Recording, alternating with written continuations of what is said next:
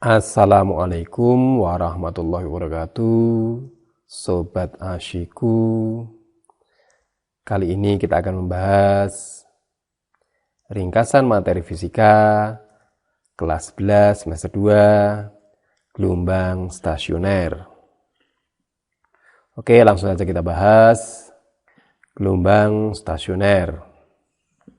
Apa itu gelombang stasioner? Gelombang stasioner adalah gelombang yang amplitudonya berubah-ubah.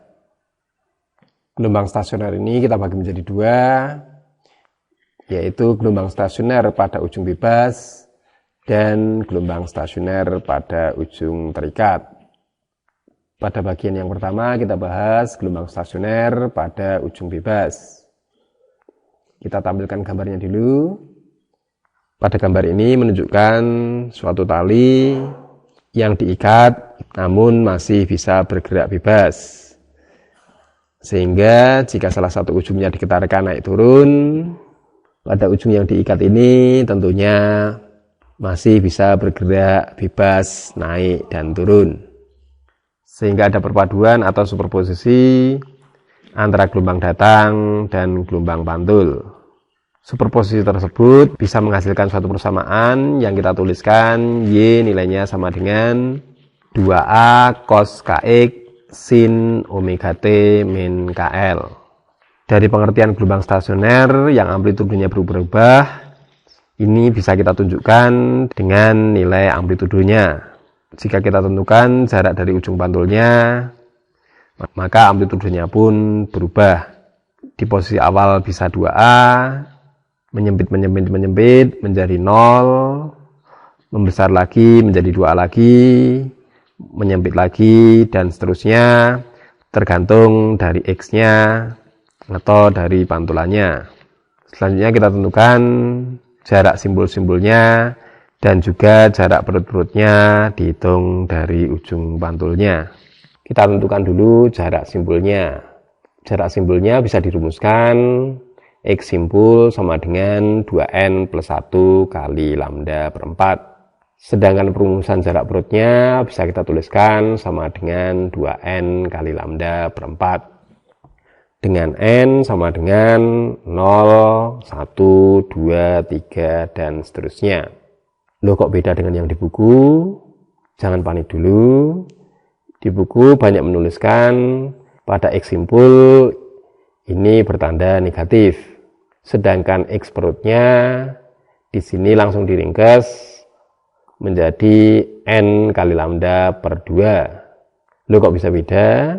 Di sini kita awali dari 0. Kalau yang negatif dimulai dari angka 1. Mengapa di sini kita masukkan tanda positif? Sebenarnya ini hanya untuk teknik menghafal.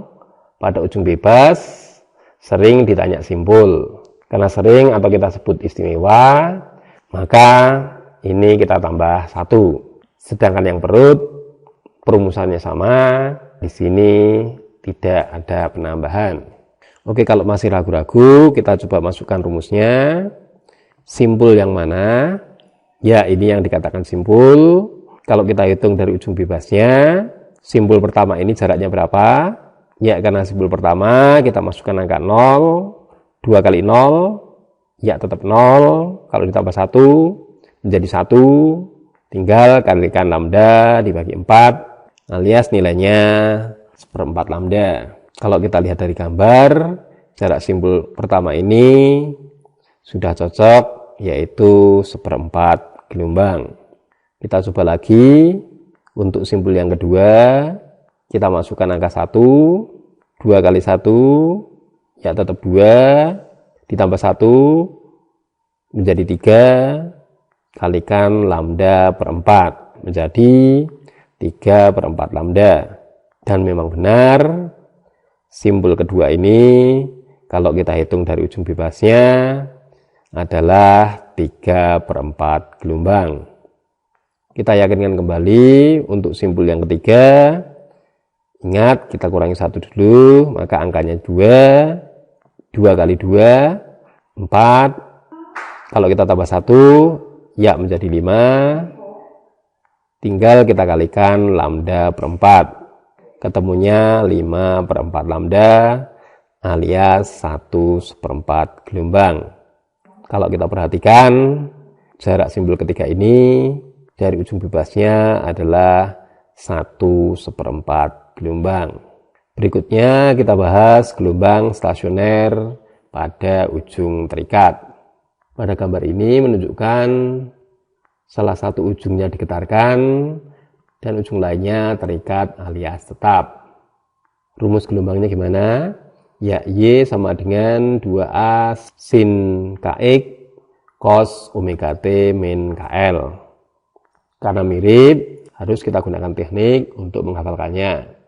Pada ujung bebas, kita ingat huruf S, waktunya mengikuti sinusnya. Pada ujung terikat, T-nya mengikuti kosinusnya. Atau bisa dengan cara lain, ya kalau di awal maksimum, ini merupakan fungsi apa?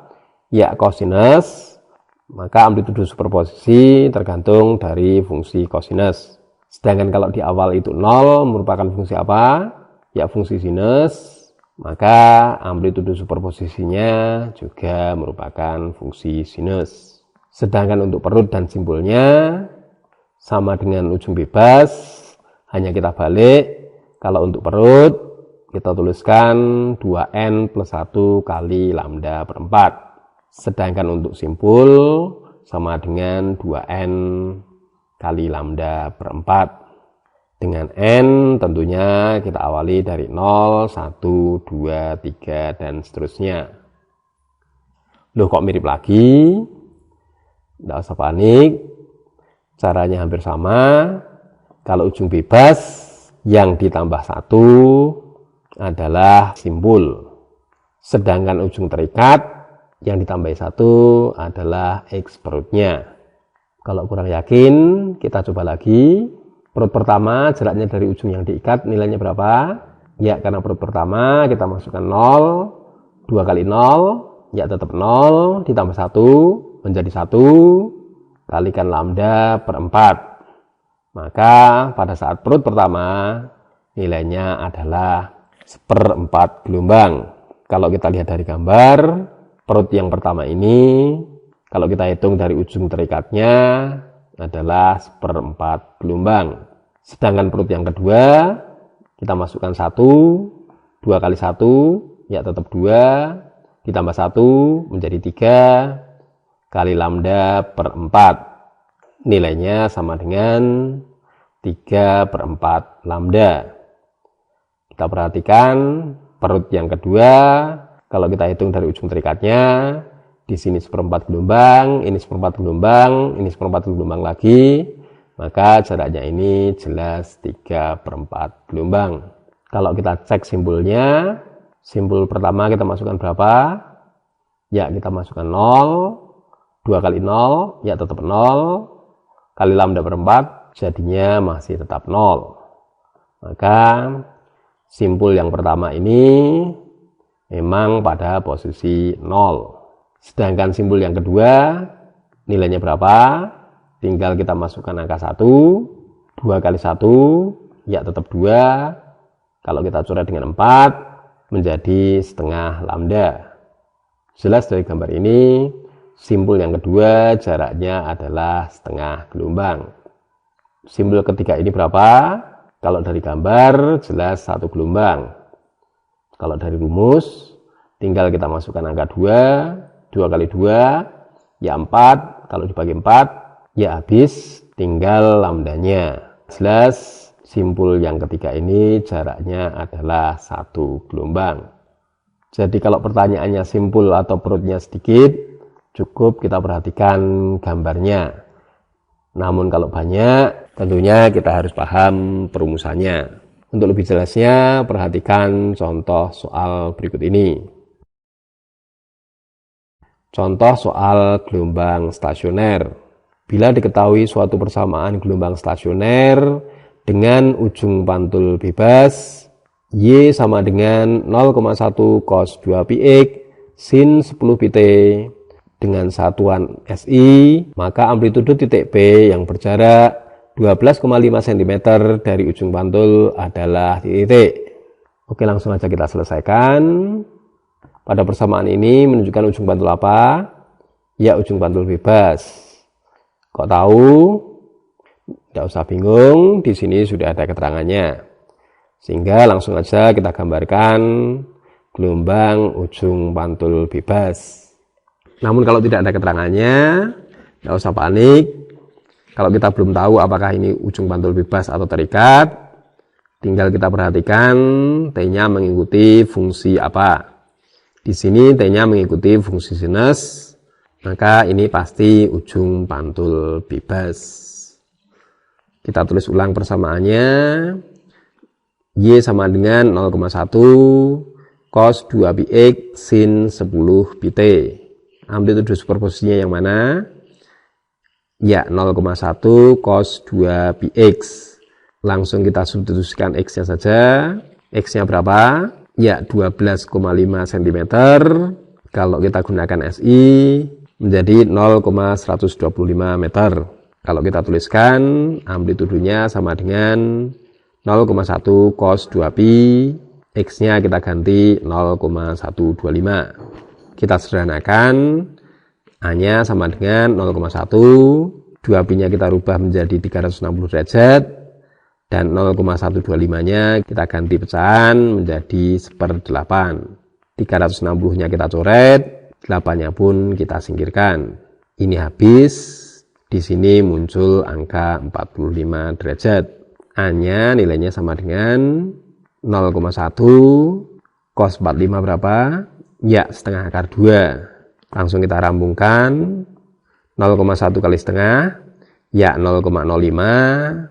Tinggal kita kalikan akar 2. Ada tidak jawabannya?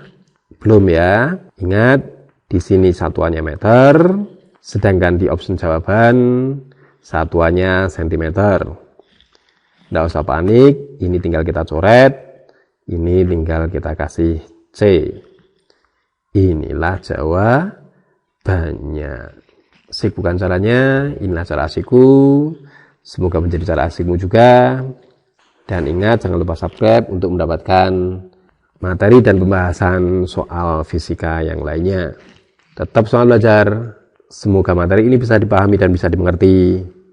Sukses penilaian hariannya, sukses penilaian akhir tahunnya, dan tentunya juga sukses tes masuk perguruan tinggi sesuai dengan harapan dan cita-cita Anda semuanya. Tetap semangat belajar. Wassalamualaikum warahmatullahi wabarakatuh.